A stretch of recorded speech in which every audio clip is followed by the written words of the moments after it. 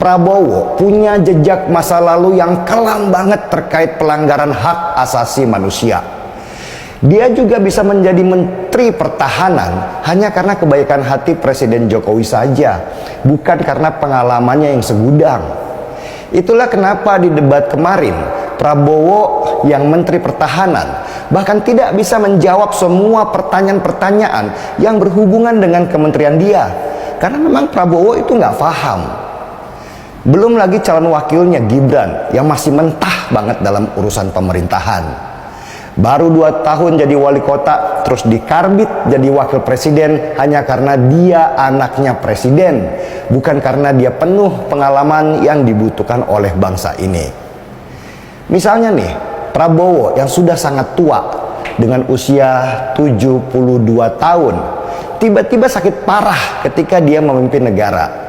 Masa negara sebesar Indonesia diberikan kepada seorang anak yang mentah pengalaman mengelola negara? Bisa hancur negara ini ke depan dan kembali mundur ke belakang, susah berkembang. Begitu juga pasangan calon lainnya, yaitu Anies Baswedan. Anies memang punya pengalaman sebagai gubernur DKI, tapi kalau melihat kinerjanya di Jakarta yang aut-autan, saya itu ngeri membayangkan apa yang terjadi ketika dia memimpin Indonesia. Anies ini contoh pemimpin yang artifisial. Dia sering memakai kosmetik tebal untuk menutupi kelemahannya dalam mengelola kota Jakarta. Oke, kembali lagi di channel MD 2045. Salam inspirasi, salam NKRI, harga mati. Nah, teman-teman tentunya sudah mendengarkan sedikit edukasi dari Denny Siregar mengenai Prabowo Subianto Gibran. Tentunya sangat bermanfaat apa yang dikatakan oleh Denny Siregar. Teman-teman, dengan apa yang dikatakan, yang diedukasikan Denny Siregar, tentunya itu akan membuka pola pikir kita dalam memilih pemimpin di tahun 2024 ini sampai 2029 ini. Tentunya jangan salah pilih dalam memilih pemimpin dan melanjutkan program-program Pak Jokowi di tahun 2024 ini sampai 2029. Teman-teman tentunya sudah memilih pemimpin yang tepat. Tentunya teman-teman sudah memikirkan ketika teman-teman memilih calon tersebut, apakah dia layak memimpin negara ini, apa tidak layak. Tentunya teman-teman sudah mengetahui rekam jejak dari 3 calon ini. Teman-teman, kalau kita lihat rekam jejak dari 3 calon ini, dari pengalaman dalam tata negara, dalam mengayomi masyarakat tentunya. Teman-teman, kalau kita lihat rekam jejak dari Ganjar, memang sangat terbukti di Jawa Tengah, sangat-sangat dekat kepada masyarakat. Ketika ada aduan masyarakat bahwa Ganjar cepat dan gesit untuk bekerja, dengan fisik juga tidak diragukan lagi, dengan leadershipnya juga sangat bagus. Kita bisa lihat ketika saat debat bahwa Ganjar sangat komunikasinya sangat bisa dipahami, dan program-programnya juga sangat bermanfaat untuk masyarakat. Soal program internet gratis, tentunya itu akan membuka akses untuk anak sekolah dan akan mempermudah biaya anak sekolah. Nah, teman-teman mungkin sudah paham apa yang disampaikan Denny Siregar saat yang mengedukasikan masyarakat, dan sudah paham juga apa yang terjadi di Mahkamah Konstitusi dan apa juga yang terjadi yang saat ini. Tentunya teman-teman sudah memahami tersebut. Nah, teman-teman di sini kita akan melihat informasi yang sangat, menurut saya sangat menarik untuk kita bahas, karena kita membutuhkan informasi yang sangat bermanfaat, teman-teman. Debat Capres ketiga, pengamatan beri skor Ganjar 8,5, Anies 7,5. Tentunya mereka memberikan poin-poin yang sangat menarik, teman-teman. Jadi menurut saya poin ini sangat menarik untuk kita dengar. Pemilihan presiden di 2024 sudah berlangsung pada Minggu 7 Januari 2023 malam. Perdebatan tersebut menanggapi jalan debat pengamatan politik, Erlangga Pribadi Kusuma memberikan sorotan khusus kepada calon presiden nomor urut 2 Prabowo Subianto.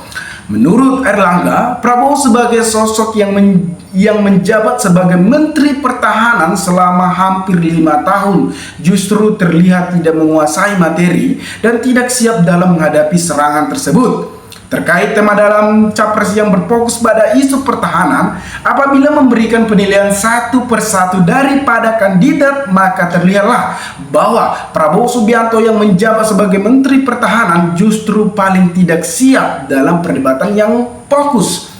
Utamanya berada pada isu pertahanan itu sendiri, kata Erlangga dalam siaran pers diterima Senin 8 Januari 2024. Erlangga menilai Prabowo terlihat beberapa kali menunjukkan sisi emosionalnya, terutama ketika menghadapi kritikan maupun catatan yang disampaikan dua kandidat capres lainnya, Ganjar Pranowo dan Anies Baswedan, apalagi saat disebut persoalan etika pemilikan lahan peralatan atau sisa tas bekas. Debat tadi malam memperlihatkan bahwa pencitraan dan komunikasi politik yang berusaha tampil oleh tim Prabowo tidak berhasil memoles Prabowo saat dalam debat kemarin cenderung tidak dapat mengendalikan emosi dan tidak siap memberikan data yang memenai sehubungan dengan isu pertahanan maupun posisi sebagai Menteri Pertahanan saat ini, kata Erlangga. Disebabkan alasan tersebut, Erlangga memberikan nilai Prabowo Subianto 4,5 pada skala 1 sampai 10. Sementara soal Anies Baswedan, Erlangga menyebut mantan Gubernur DKI Jakarta itu adalah pribadi yang berani untuk menanyakan kepada Prabowo terkait hal-hal yang sensitif, terutama terkait kepemilikan lahan besar Prabowo dan dibandingkan nasib prajurit yang kesejahteraannya cenderung pas-pasan. Anies juga mencecarkan Prabowo soal pertanggungjawaban atas pembelian alutsista bekas hingga problem utang luar negeri. Terkait agresivitas dari Anies terhadap berbagai isu utama, dan tadi kami bisa memberikan nilai 7,5 kepada Anies Baswedan, jelas Air Tato.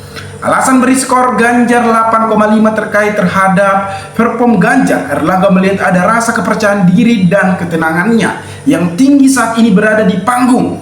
Ganjar dinilai tampil melampaui peran antagonisme antara Prabowo dan Anies Baswedan. Prabowo tetap menekankan kepada detail data yang sangat memadai untuk menunjukkan berbagai kelemahan dari Prabowo yang saat ini menjabat Menteri Pertahanan.